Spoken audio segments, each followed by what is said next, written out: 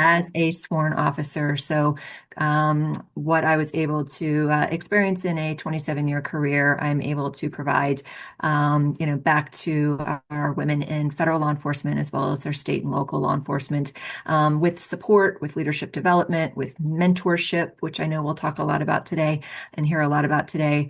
WIFL has been around since 1999, even before that. So we've been a national organization for over 25 years, as an advocacy and a support system for women in law enforcement.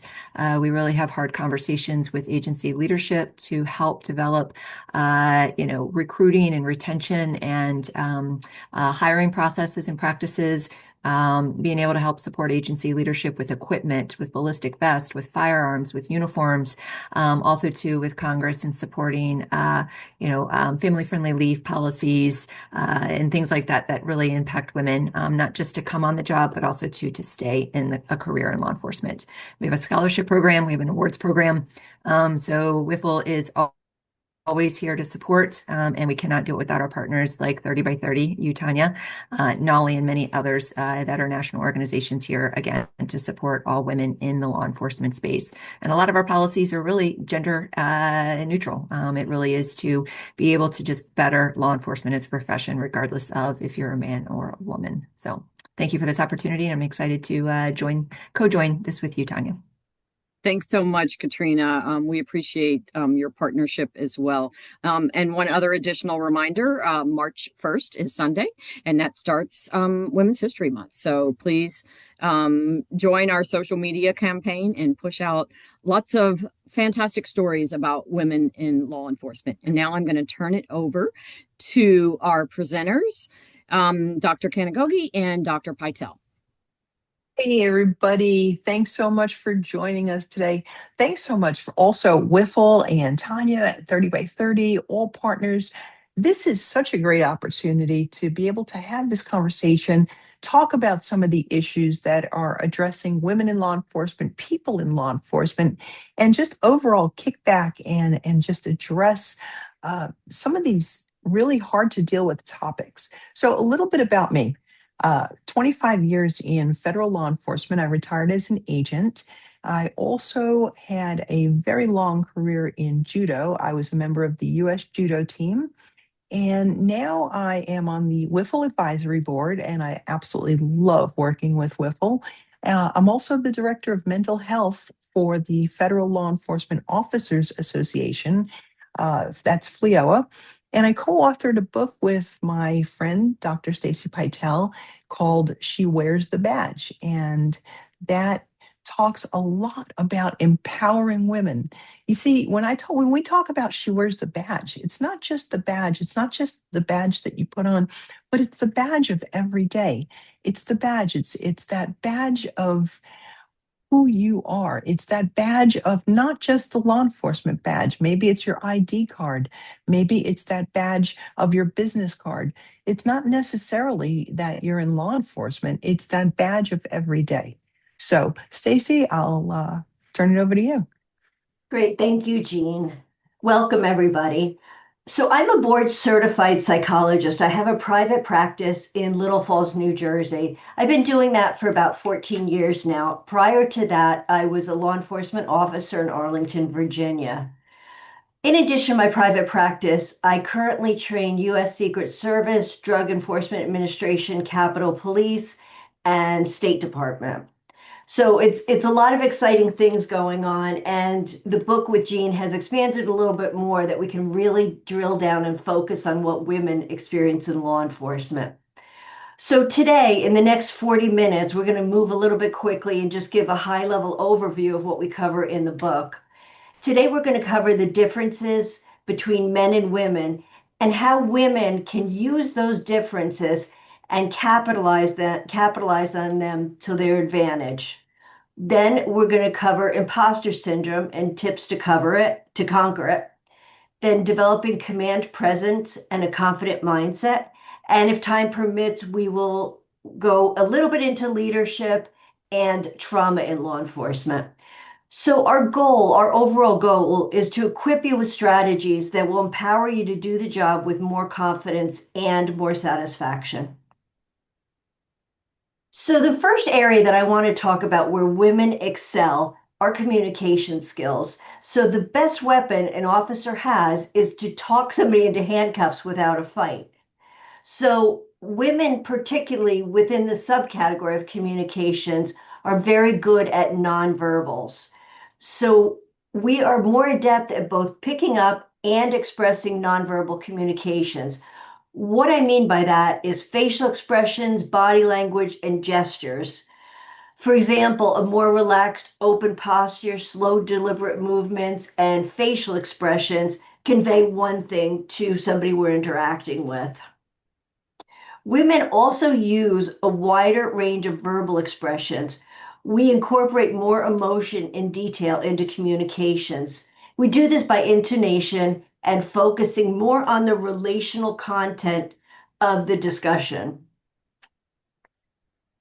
Women also, due to their expressiveness, are able to speak with more clarity and drive home a more impactful message because women's body languages tend to match their words. Anything we're talking about today has been grounded in research. So all this has come from research that has been done over the years. Women, as we all know, are also very good at collaboration skills, problem solving. Women are more likely to implement community-oriented policing policies. And research has shown that women produce better outcomes in sexual assault cases than do their male officer counterparts. Women are great at conflict resolution and de-escalation techniques because of our skills of empathy, rapport, and using clear, calm, slow language. Research has shown also that women are less likely to use force, and women are named less in lawsuits and complaints. Evaluating and managing risk. Women are great at risk assessment and management. They're able to identify potential hazards, level of danger, and make informed decisions about appropriate course of action. They're less likely to jump in with scarce information. A study that was published a couple years ago, I'm not sure the year, in Neuroscience News highlights the stark differences how men and women perceive safety while walking at night. Women, interestingly, were significantly more likely to scan the environment for potential safety hazards in the surroundings, unlike men who focused on direct paths or the specific objects ahead of them. So you can see in policing how that is such a valuable skill. Female officers tend also to face fewer physical threats and risks than their male counterparts because criminals tend to underestimate or to let their guard down. So this provides the women a strategic opportunity for safer interactions and to use their verbals more to their advantage. So regarding hormones, men and women react differently to stress. That has to do with three hormones. One is cortisol, which is the stress hormone. One is epinephrine, which is our adrenaline. And the third is oxytocin, which is our love hormone. Men and women in stressful situations produce the same amount of cortisol and epinephrine. However, when under stress, women secrete much higher amounts of oxytocin, the love hormone, and it counters the cortisol and adrenaline. So this oxytocin tends to promote nurturing and relaxed emotions. So rather than just running in headlong into an event, they're able to sit back, evaluate it, and go in there and possibly talk the situation down. So another study in a psychological review, females tend to what we call tend and befriend. We nurture those around us. Men who have lower amounts of oxytocin lean into the fight or flight response. And as most of us know that are listening to that, female officers face different challenges at work than counterparts. Work-life balance is often is problematic for female officers because women are the ones expected to take time off when a child's sick. There's gender roles tagged on to that. Women tend to manage homes and family lives. We have career interruptions, taking care of a parent or taking care of a child. Women are functioning in a masculine law enforcement culture. So just to do their job on the level of everyone else, they need to overcome the gender bias and stereotypes first. Women are the subject of harsher criticisms when they are working a case, and often, unfortunately, they're viewed as less confident. So due to these differences, it is natural for women to face what we call imposter syndrome. And Jean is going to explain what imposter syndrome is and how to overcome it. Hey, thank you, Stacy. That's absolutely fantastic. You know, the physical and mental differences we spoke about, they have a complex impact on how we see ourselves. And a lot of that results in actual imposter syndrome. So I don't know if you guys out there in webinar world, actually go back one more. Stacy, back to the confronting. There you go. If you guys in webinar world have the emoji button, if you're able to do little emojis like smiley faces and hearts and all that other stuff, can you do that? Not sure. Some webinars you can, and some webinars you can't. And as a presenter, it's so hard to know what you're thinking, what you're feeling, what you're seeing, because it's really kind of one-sided. So as much as I want to know what you're feeling, thinking, and what you're doing on the other side, well, mostly what you're doing on the other side, I can't. So I can't see you. So I'm just going to assume that you're shaking your head, you're nodding, and you're saying, oh, yeah, that's right. Yeah, that's me. So let's get into what some of us have continuously battled. And, you know, it's funny, they call it imposter syndrome, right? We're going to talk about confronting imposter syndrome. And it's so weird because as we were doing this research, I'm wondering, why are we calling it syndrome? Because mostly this happens to women. And those of you that know me or will probably know me by the end of this webinar, I'm thinking, what else is associated to women called syndrome? Makes me with that emoji going. So although I'm going to refer to it as syndrome, I like to think of these are maybe imposter feelings. A friend of mine was giving a talk on this in the UK, and she started calling them imposter feelings because maybe if they're feelings and you're not suffering from a syndrome, it's easier to alleviate them. So, next slide. I'll briefly talk about what is this syndrome, the origins of this imposter syndrome. I'm going to identify some common symptoms because when you have a syndrome, you have symptoms. The 5 types of symptoms of this syndrome, the role in self-belief, the triggers, because anytime there's a syndrome, there's got to be some triggers, and the strategies to deal with this. So next slide, what is imposter syndrome? Imposter syndrome, it's that internal experience of believing that your accomplishments were manifested out of luck rather than skill.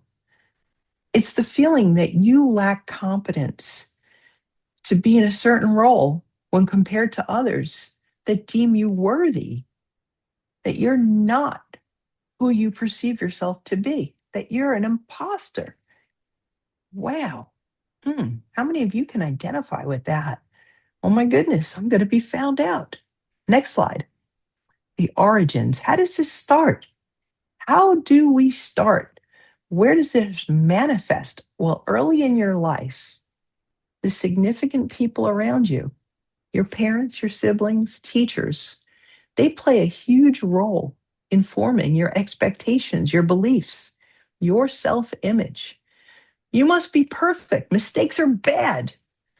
If you were rewarded for being perfect and you missed out, if less than perfect, you will find that mistakes become very, very, very scary. Anybody identify with that? Yeah. Yeah. If you had an emoji, you'd be pushing it right now. What about being overpraised?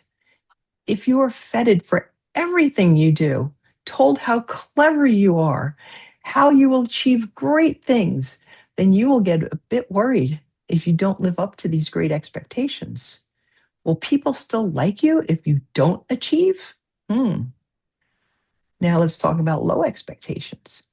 If you've ever been told, well, you're not bright, you're not athletic, you're not good at things, your expectations have been lowered.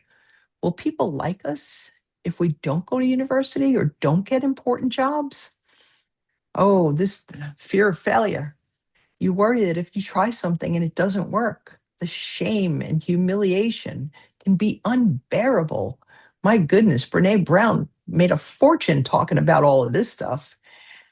The fear of failure, right? Fear of success. How many can identify with the fear of success? You worry that if you try something and it doesn't work, that things will change. Perhaps people won't like you. Perhaps the expectations and the pressures will increase.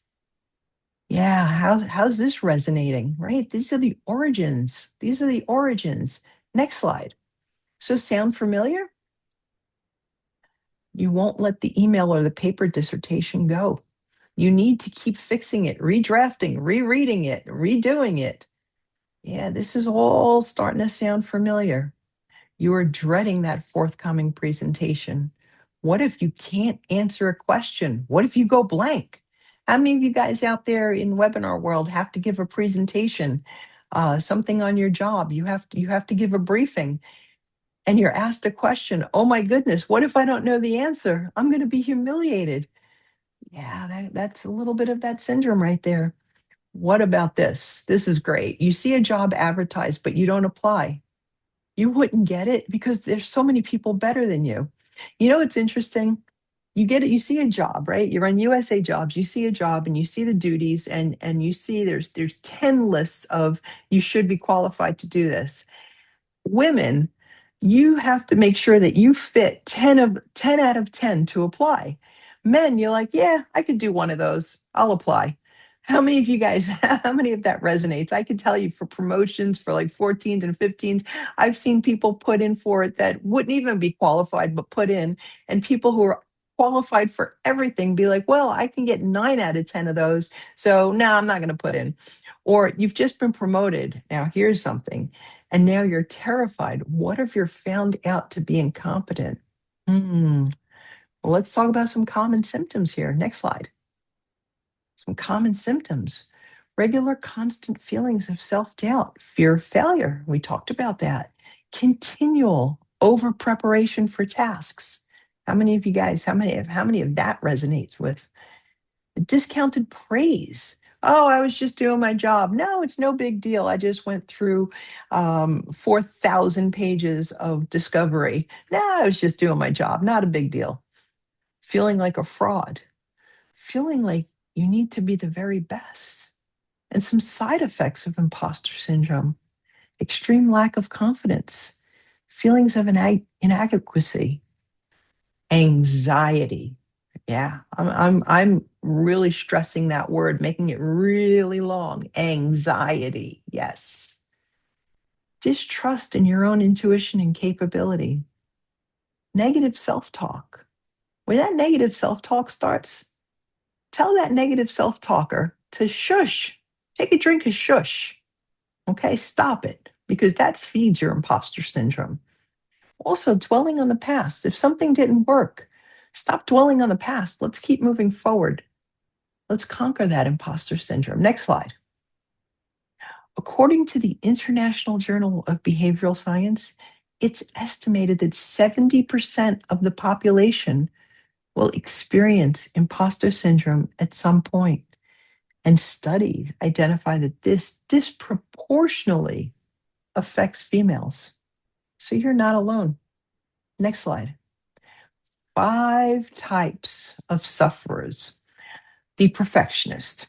Perfectionists are rarely satisfied with their own work and is shadowed by consistent feelings that it's not up to par. They'd rather focus on the strengths and capabilities than hone in on any mistakes and compare their own work to others. Oh, the superhero. Because these individuals are battling with inadequacy. They always feel compelled to push themselves beyond healthy boundaries, like going without sleep. How about the expert? These individuals have persistent feelings of not knowing enough. It always reminds me of Johnny Five. Remember that movie? Oh my goodness, I'm dating myself. What was it? When Johnny Five need input, and this robot had to constantly read books, never knew enough. The soloist, these people reject group work because they need to work individually. If I need to do it right, it's got to be, I need to do it myself if it's going to be done right. Or the natural genius. These types of imposters set their internal bar impossibly high, just like a perfectionist. But the natural genius types don't just judge themselves based on ridiculous expectations, they also judge themselves based on getting things right the first try. So when they're not able to do something quickly or fluently, their internal alarm sounds. Next slide. You see, our beliefs control our bodies, our minds, and thus our lives. So the opponent in our head is much stronger than the opposite opponent. So remember, I told you that little voice in your head that's with that negative self talk? You know who has the power to quiet that negative voice? You do. You have the power to tell that negative voice to shush, to stop that. Even say out loud when that negative voice, when that imposter syndrome voice is acting up, tell it to shush, tell it to stop. Say it out loud. It's actually very powerful when you say it out loud. I mean, look around you first before you start yelling at it, but you can tell that voice to just be quiet because it's really feeding you bad information that's not true. Ask yourself, how are my attitudes and beliefs serving me? Are they serving you positively or negatively? Next slide. So think about your triggers, right? Let's identify your triggers. One of your triggers perfectionism? Are you a high achiever? Do you self-sabotage? Could that be a trigger? Giving your best, remember, is not the same as being your best. And perfectionism is the enemy of, perfectionism is the enemy of the good, or is it just good enough? You see, perfectionism, what is perfectionism? Is perfectionism perfect for you, or does something have to be perfect? You see, you have to have a little forgiveness and you have to give yourself grace. The other thing is procrastination and overcommitment. How many of you guys fall victim to overcommitment? I always do. I don't even realize when I pack my schedule so tight because I don't like to say no. I don't like to disappoint. I don't like to turn people away. So I'll overcommit. And at the end of the day, at 9, 10 o'clock at night, I'm just exhausted. And then I can't do a task. And then I let myself down. And then I feel like, oh my goodness, I'm a fraud. I can't do this. And why am I saying yes? And you see how that little hamster wheel, that little goofy loop, how that whole happens? Next slide. So with self-awareness, recognize your inner critic, okay? Choose to shut it down. You have that power. You can choose to shut it down and focus on facts rather than focusing on fears. I'm going to repeat that. Focus on facts rather than focusing on fears. And remember when I stretched that word anxiety out, that will help conquer that. Focusing on facts rather than focusing on fears.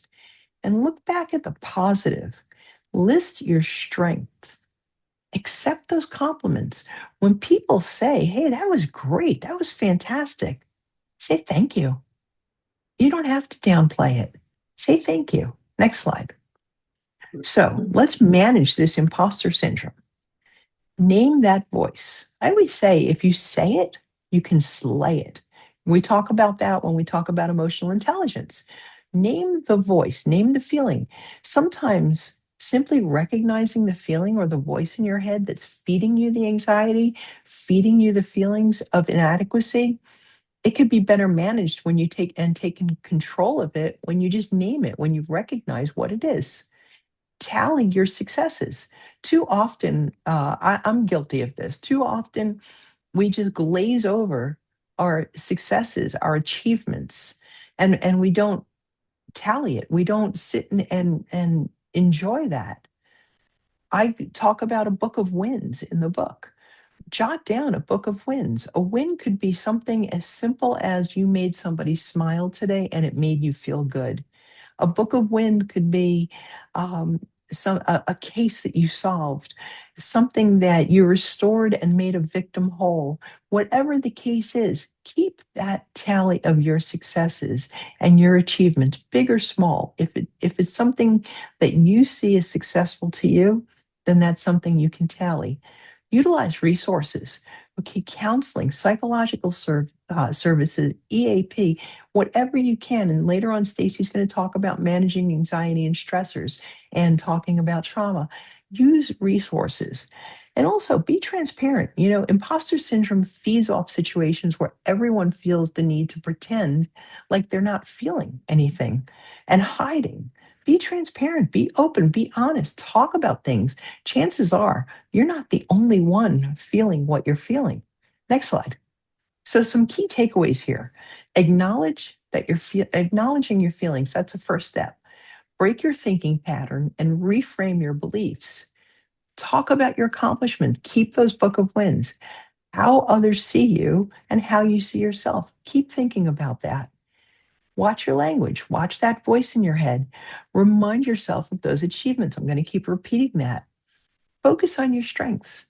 And once we identify the imposter syndrome and begin to focus and capitalize on our innate abilities, we can bring our strengths to the front, quiet that negative Nelly voice, and I'm going to pass this back over to Stacy.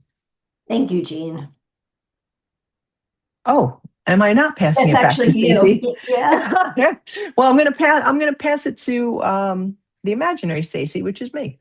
So, so let's take a breath here for a second, and you know, I know that was a really big topic to jump out of because we all think of this imposter syndrome, and we're all shaking our head like, "Wow, we never even talked about this, but this is me. I can identify with this, um, especially since I've talked about being transparent. And now I bet you there are people right here in webinar world that are saying, oh my goodness, now we put a name to it. So now we can say it and now we can slay it. So here we are. We're going to jump into command presence, mindset, and confidence. Have you ever walked into a room or just been around someone and felt their confidence just radiating from them? It's kind of like an aura of authority, an aura of professionalism that commands respect and attention. But what is it that makes them so confident? Is it the way they spoke, the way they carry themselves, or is it just the look they gave you? I'm not talking like somebody super scary. I'm just, somebody who's still approachable, but has that command presence. Uh, so, what is it? It's that projection of authority, it's the confidence, it's the professionalism that establishes control. It inspires confidence in a law enforcement setting. It's projecting strength and instilling confidence in those around you. You know, having a command presence out in the field is the difference sometimes. And Stacy mentioned it earlier that women having a command presence can actually talk. So I got to tell you, in my career, I was able to talk more people into handcuffs than have to physically fight them into handcuffs simply with a command presence. So it's the external expression of a person's internal state. Yeah, I had the confidence, and okay, being a 6th-degree black belt in judo, I had that confidence. And maybe it was my internal state saying, yes, I can, but do I want to have to do this?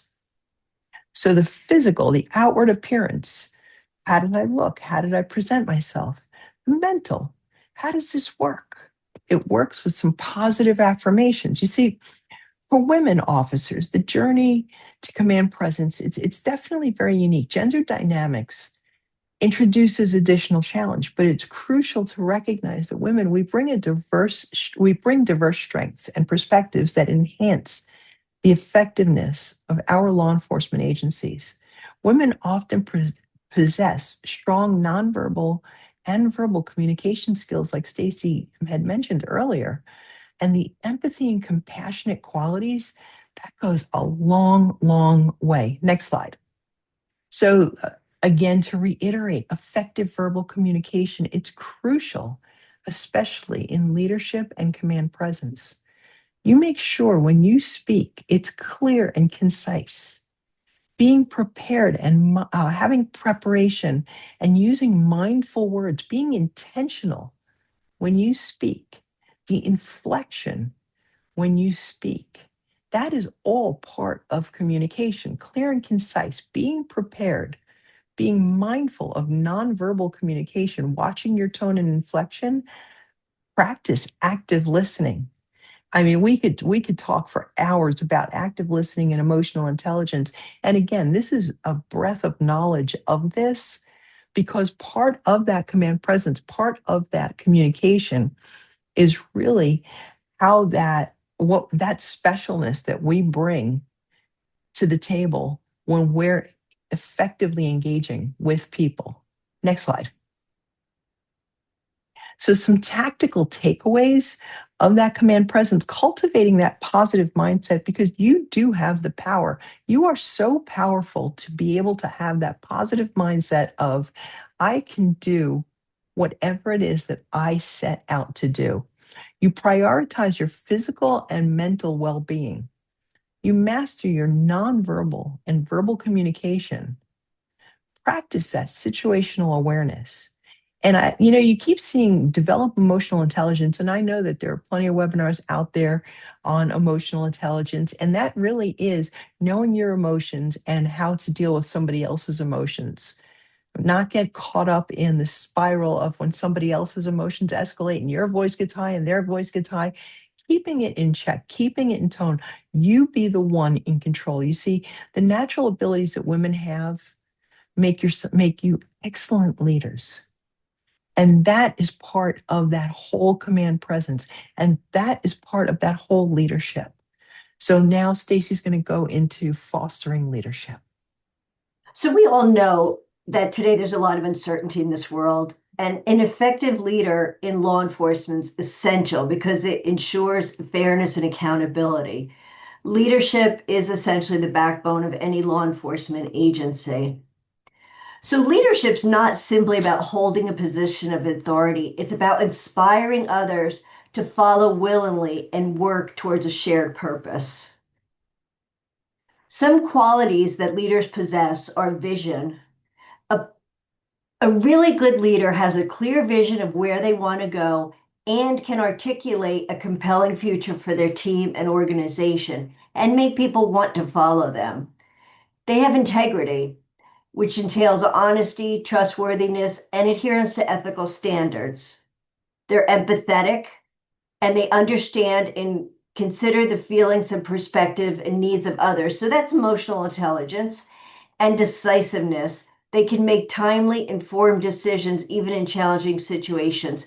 They're able to weigh the options carefully, but act decisively, move forward, and take the consequences.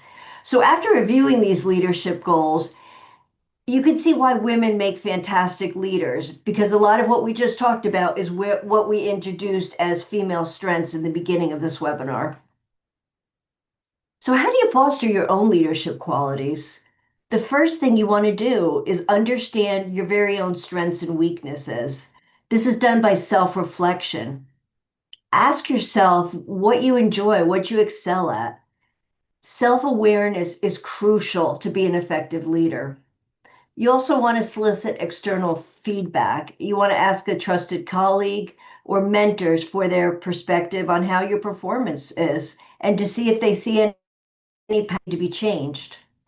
There's also structured tools on the internet. One is called Strength Finders. It's a test you take, and it's going to give you objective insights to what your strengths and weaknesses are. And you want to analyze past reviews, see if there's recurring themes that happen, and try to get a balanced view of your skills and your growth areas. As we said, you want to enhance your emotional intelligence. And you can do this by journaling and identifying what triggers you emotionally.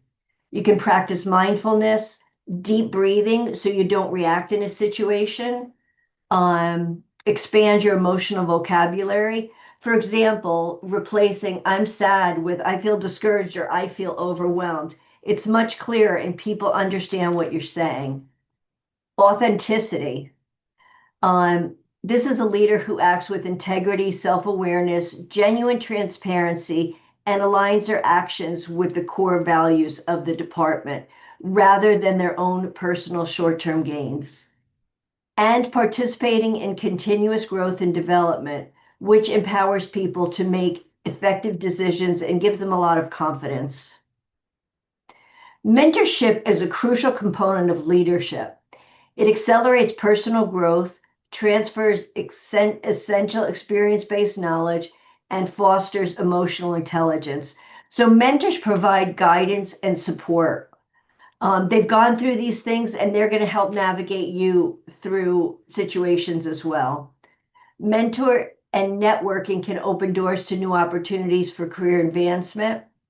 They can provide valuable feedback and they can increase your presence to leadership within the organization and industry.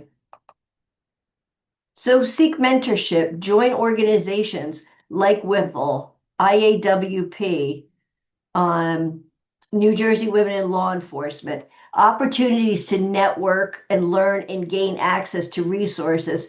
Well, these organizations reinforce ethical standards and advocacy in your field. You want to participate, if available, in leadership development programs, which will accelerate growth and improve decision making. Unfortunately, I know workshops and conferences are often not covered by departments. These are things you might have to pay for yourself, but they will pay back in the future. We're going to move into uncontrolled stress. So research has shown us that uncontrolled stress leads to perceptual distortions, tunnel vision, decision decline, time distortions, and memory failure. And we can't process and manage stress. When we can't do that, this can get you killed. So women tend to carry a lot of anxiety and imposter syndrome. So we really want to touch briefly on uncontrolled stress. So we can see from this uncontrolled stress, people break cover or fail to use it. Their fine motor skills go down. For example, they can't reholster their gun. They do too much or too little in force situations. They may reach into a vehicle, give contra commands to a partner, or just mentally shut down. So you need to work on doing something every day to bring your stress down. If you think of stress as a bathtub full of water, the stressors are the rocks you put in it. So a rock may be that you have kids you have to take care of. It might be a parent. It might be working the midnight shift and not being home. So every time you put a rock in that tub, the water level raises. You need to find a way to drain that stress, right? To drain the water from the tub so you have more capacity to deal with things that you face when you're on the road. So some quick signs of stress are people who are easily frustrated or annoyed, have no patience, they're drinking or medicating more, isolating, Mine is my eye starts twitching and I can't stop it when I'm under a lot of stress. You feel lonely, like no one understands, loss of appetite, rash, poor concentration, and even hair loss when things get really bad. So, how do you control stress? We have about 2 more minutes, so I'll go through this fast. We have to understand the realities of stress. That's the first step in control it. So you identify it. What happens with you when you're under stress? Do you get a stomach ache? Does your heart race? Are you brushing your hair and clumps are coming out? And you want to understand why you're going through the stress. Are you going through the stress because you're overestimating the situation and underestimating your abilities to handle it? Another way for stress on the road is working on keeping your heart rate low. So your skills go down when your heart rate goes up, right? It's an inverse reaction. This happens at anything over a heart rate of 145. Your hearing goes down once your heart passes 145 beats per minute. At home, try to do quick drills. Get your heart rate up, pull your weapon and reholster it. Mimic what will happen under stressful situations and train, train, train. When you're overstressed, use the ability to think, compromise safety tactics, and resort to impulsive decision making. You also want to use visualization exercises. What would happen if X happened? What would I do? Self-care, we all know, which is sleep, hydration, nutrition, and physical fitness. So we don't have time to go through the two techniques, but go on YouTube, find your favorite breathing exercises, find your favorite progressive muscle relaxations or guided visualizations. There's a ton of free apps out there that you can carry on your phone. We're always on our phone, so we might as well use it for something that will be helpful. And that was it. Thank you very much for listening. And now we're going to take some questions from Tanya and Katrina. Thank you, thank you, thank you. My first question is, where can they get a copy of your book? And you just put it up there, or get in touch with both of you. I recently read it. It's incredible. It's got a lot of really useful information. So I encourage folks to pick up a copy. And if you ask nicely, perhaps Dr. Jean or Dr. Stacy will sign it for you. Absolutely. There is there's a question already in the chat, so I want to start with that. Jean, you kind of answered it, but I'm hoping we can do it out loud a little bit. So the question for the audience or for you was, how can agencies help women build confidence and command presence while also addressing the trauma and burnout that comes with leadership? I was looking where I started typing the answer. Yep. And I lost it. I know I Yeah. put safe spaces and have those difficult conversations, make them regular parts of the conversations, but I can't remember. I can't see where I put the answer. So it's in the Q&A if you go over to the answered question, but I can give folks. Oh, here it is. Okay. You found it? Great. Yes. Excellent guidance. So the question was how can agencies help women build confidence and command presence while also addressing the trauma and burnout that comes with leadership? Wow, that is packed with a lot. So I tried my best to give a robust answer while Stacy was going over trauma. So I said that agencies can support women leaders by addressing both skill building and healing at the same time. You see, skill building, you don't want to just, agencies don't want to just put a Band-Aid on things. So you want to do skill building and healing. Confidence and command presence, you see, offer executive presence and communication training. So sponsorship, not just mentorship, sponsorship. Mentorship is giving advice and having that one-on-one. Sponsorship is maybe somebody in a position of leadership sponsoring somebody who is not in a position of leadership and really guiding them. A lot of agencies don't have that and would be great. I wish I had that coming up through the ranks of having somebody sponsor me and showing me which way was up, which way was which way. So, and which would be giving me that confidence and also letting me know that it would be okay to have these difficult conversations, creating these visible leadership opportunities and using strength based coaching. Stacy had talked about a website that talks about strength, knowing your strengths. There's also VIA strengths.org or something like that, that you can figure out what your strengths are. Because when you focus on the strengths as opposed to the weaknesses, you can actually help build up people and remove the stress factor as well. Also, normalizing the conversations about trauma, about stress, and having recovery spaces, not just safe spaces, but having recovery rooms, because people, and especially women, that you're not carrying around this unprocessed stress. It helps with the survival and getting away from toxic environments. I know that's a lot to unpack, but hopefully that kind of guides you in the right direction. That's great. And I have one personal question for you, Jean. Just knowing a bit about your background and your history, especially, with 9/11 and your ongoing recovery, how has that, if it has, kind of changed your view on being a woman in policing? Wow. You guys have another 2 hours? Um, and let's see. Um, well, let me digress for a second. Those of you that don't know, I am a 9/11 first responder. And about a year and a half ago, I underwent 2 brain surgeries and to remove a tumor that I got from my work at 9/11. And here I am post brain surgery, and Stacy was with me through thick and thin by my side for both of those surgeries.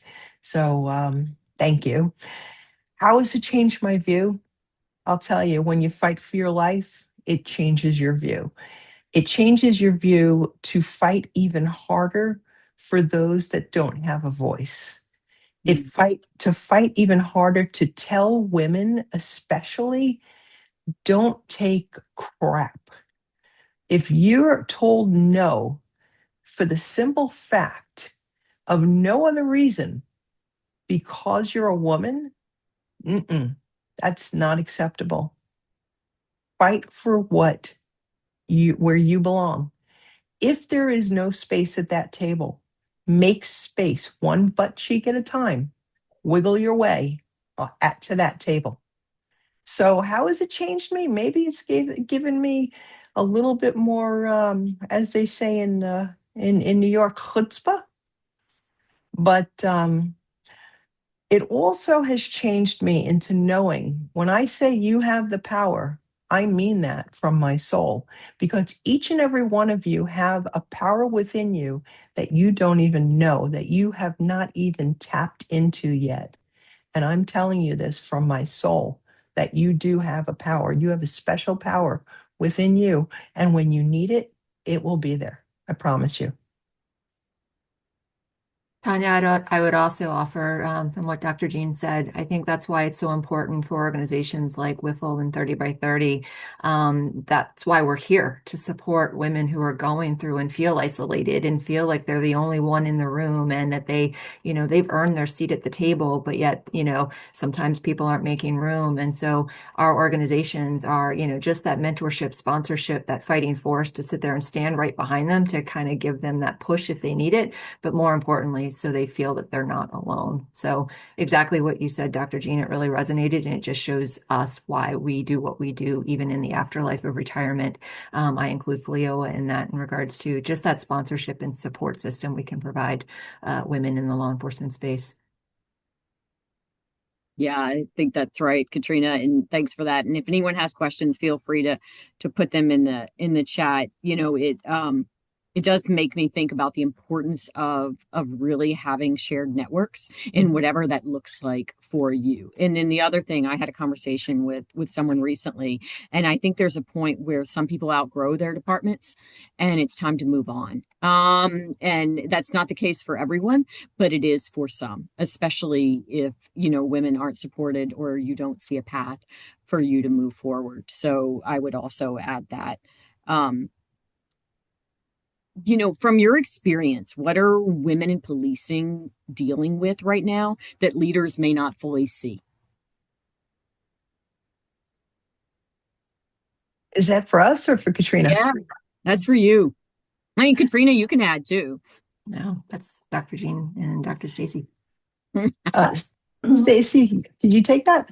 Yeah, I think maybe the depth of the struggle that women are trying to have a balance to keep everything under control and juggling all these balls and staying up until all hours of the night and then waking up in the morning. I see that quite frequently when I do individual but therapy with people. And then they start snapping at their kids and they feel horrible about snapping at their kids. It's just they're burning the candle on both ends. But when you go into work, you can't show that. It's like a duck, right? You're paddling, paddling, paddling. But on the surface, they're showing that they're just kind of sailing along. And I think maybe that is not appreciated enough.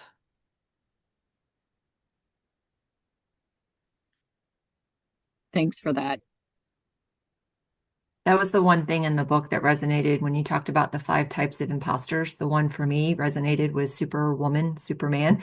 I've always felt like you had to be super, like I was obsessed with Wonder Woman since the age of 5, but I always had that mentality that you had to be everything to everyone from work to home to parent to spouse and things like that. So I would offer Dr. Patel, what's the one way that a woman could prioritize their own well-being without feeling like they're stepping away from the mission of law enforcement or their specific agency mission? When I work with women, I don't look for anything grand. I ask, can you get away for an hour on a day off?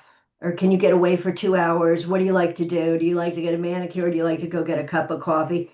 Just so you're not hearing mom, mom, mom all the time. So we start slow and carving it out. And once women feel comfortable doing that, we expand a little bit. And we have the spouse do the same thing. So the spouse gets the same get out of free jail card for those 2 hours to go do whatever they want.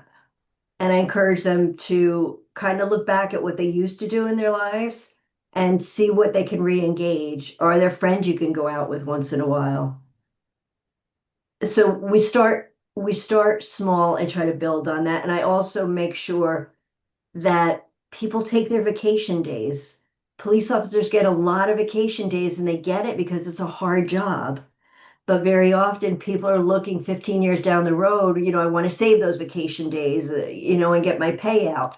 But I encourage everybody to take their vacation time and try to unplug because it takes usually when you go on vacation, it takes a day or two to wind down, and then on the end you're winding back up. So you lose that first and last day of vacation. So you only have a few days to yourself.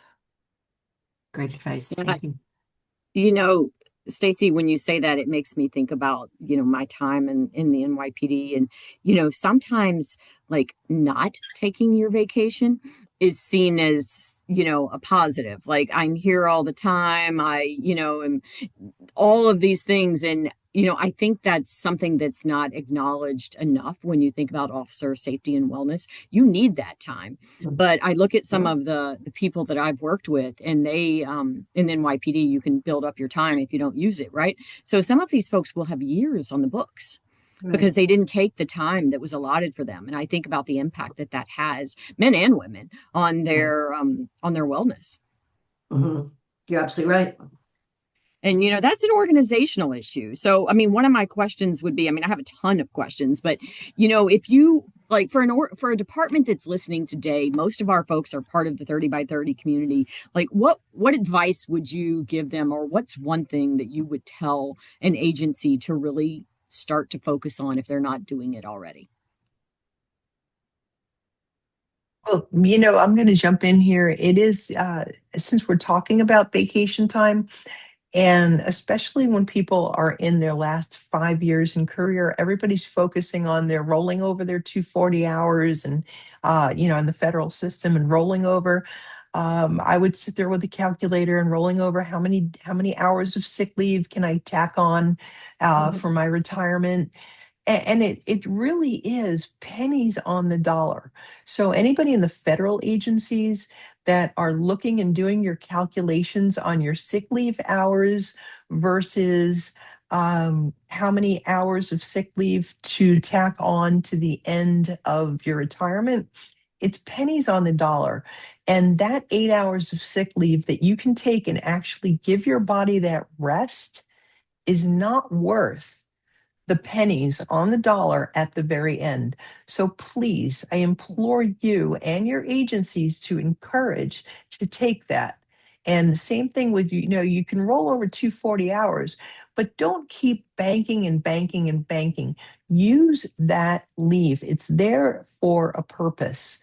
You need the time off. Your body is a machine. And that's one thing, like I disclosed the recovery, I realized my body's a machine and you have to allow the machine. You're not going to drive your car 365 days a week, 365 days a year, 7 days a week, 24 hours a day. Because what will happen to your car? It will break. Well, your body's a machine. It needs fuel, it needs rest. Well, that's exactly what has to happen. So take that leave and really encourage your employees. Don't praise your employees for being at work 90 hours a week and never taking leave. Praise your employees for doing self care. Praise your employees for taking care of themselves, spending time with friends and family, and having healthy behaviors, because ultimately that's going to have a positive impact on your agency overall. Thanks, Jean. And Jean, you have such a calm demeanor, but I also know that you could probably kick some serious rear ends in your time. So I do have to ask you this question. What do you say to some of the rhetoric that women aren't physically strong enough to be in law enforcement? Take a judo class with me. I love it. It makes me a little afraid, but I'm absolutely certain that you could do that. Well, I think. Go ahead. well, here's the thing. Think about this for a second. Women can take another human being out of their body. Yeah. Just think about that for a second. Another human being is coming out of another woman's body. I'm going to leave it right there. Physically strong, yes. Yeah, and Stacy talked about the. I'm sorry. Go ahead, Tanya. no, I was going to say, there's some research that women have a much higher threshold for pain too, Mhm. and that they, Absolutely. so thinking about how that connects to that. I'm sorry, Stacy, go ahead. And it's about leveraging your strengths, right? So is physical strength important 100% of the time? A lot of the times women can de-escalate things. So it's leveraging your strengths and not focusing on your deficits. Great. Absolutely. And, to talk a little bit about what Tanya said, is there were many times in the field I had choices. Do I go hands on or do I try to talk this person into the handcuffs? My backup, yeah, absolutely. I can go hands on and not have a problem with doing it. But there were so many times that actually there was one arrest that stands out where this guy, I mean, it could have gone physical, but it was so polite where he actually asked me to come out to dinner with him when this was all over. And I mean, I'm thinking to myself, wow, this would not have happened with a man. This would totally not have happened with a man because, yes, the adrenaline was going, but it was my oxytocin that probably kicked in, my very nurturing nature that kicked in. And yeah, you have the right to remain silent, anything, and the whole law enforcement thing happened. And all I said to him was, I know this is very scary for you. Put your hands together behind your back, knuckles together, thumbs up, don't move. And I know this is scary for you, but we're going to get through this. And that was it. And all I did was acknowledge his feelings, a little emotional intelligence. We de escalated and he was ready to fight. But that was it. So could I have? Yes. So the people saying women aren't strong enough. Well, first of all, any woman out there, any man out there, get yourself into some sort of judo, jujitsu, physical training. Get your physical strength there. Okay. If you're taking on a responsibility to carry a badge and a gun and carry intermediate weapons, arm yourself with some knowledge, not just your quarterly mandated get back training. Okay, don't do just the bare minimum. Do something to protect yourself because learning some sort of martial art, learning something to defend yourself, that's not just for you. That's for your partner's family, your family. This is a horrible society out there these days where people have don't hesitate to attack you. Learn something to go hands on, even if it's just to defend yourself and escape. Learn some ground fighting. Okay, there's everybody's videotaping everything. Don't worry about the videotape, worry about surviving and thriving. Get yourself physically strong. You've got a job to do. Do it well and do it well enough where you care about not only yourself, but your partner, your partner's family, your family. So you don't have to be physically strong and stronger than a man because you do have strength, you do have your mind, you do, we have so many assets at our fingertips. So don't worry about the expectations of being able to lift a truck over your head, but be your best. Do your best. It's great advice. And, so thankful for both of you to spend time with us today. You have amazing histories and backgrounds. And Katrina, having you here co-host as part of WIFL is incredible. If any of you are in the federal space, please, and you're not a member of WIFL, please take a look. And for everyone else, there's I would take a look at NOLI and other member organizations as well. They can be very helpful. Katrina, any final words before we close out for today? No, thank you, Dr. Kanakogi, and thank you, Dr. Pytel, for all of your amazing remarks and comments. Excited about your book. Look forward to seeing you at future WIFL training, leadership training. And as always, thank you, Tanya, for your partnership. It's amazing to have 30 by 30 by our side. Thanks. And Thank thanks you. to both of you. Thank you guys. Thanks. We'll send this out it'll be up on our website in about a month for anyone that wants to, a week for anyone that wants to watch the recording, and happy Women's History Month. Yes. Bye. Bye, everybody. Bye. Thank you.